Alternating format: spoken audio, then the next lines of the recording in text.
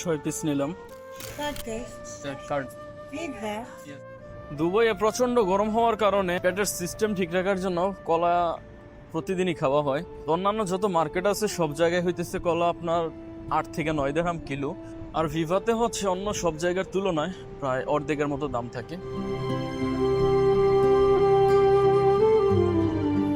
এখন হইতেছে মার্কেটের ভিতরে এন্ট্রি করতেছি।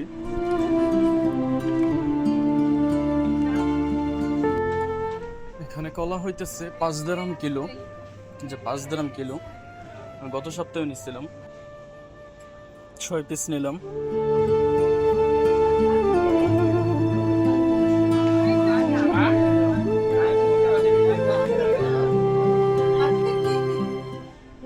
Third case. কার্ড।